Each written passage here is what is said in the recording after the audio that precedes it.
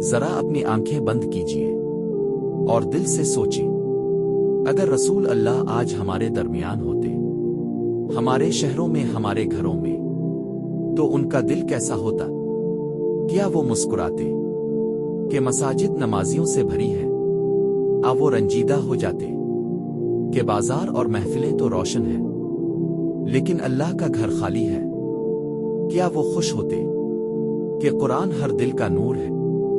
وہ آنسو بہا دیتے کہ قرآن الماریوں میں بند ہے اور سوشل میڈیا ہماری زندگی بن گیا ہے؟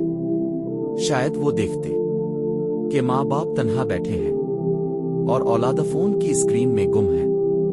وہ دیکھتے کہ حلال اور حرام کی پہچان مٹ چکی ہے اور لوگ صرف پیسوں کے پیچھے بھاگ رہے ہیں، اور شاید وہ کہتے، اے میری امت، تمہاری نجات صرف ایک راستے میں ہے، قرآن اور میری سنت میں۔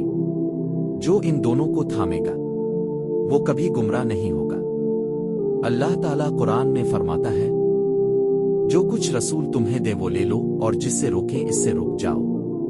میرے دوستو، آج بھی وقت ہے، اپنی زندگی بدل لو، اپنے ماں باپ کے خدمتگار بن جاؤ، اپنی روزی کو حلال بنا لو، اپنی زبان سے صرف سچ نکالو اور اپنے دل کو قرآن اور سنت سے روشن کرو۔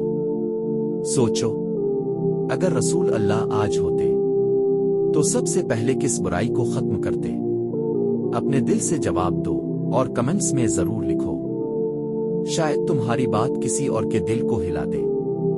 اللہ ہمیں نبی کی اصل سنت پر چلنے کی توفیق عطا فرما، ہمیں ان کے قدم قدم پر چلنے والوں میں شامل فرما، اور قیامت کے دن ہمیں ان کی شفاعت نصیب فرما۔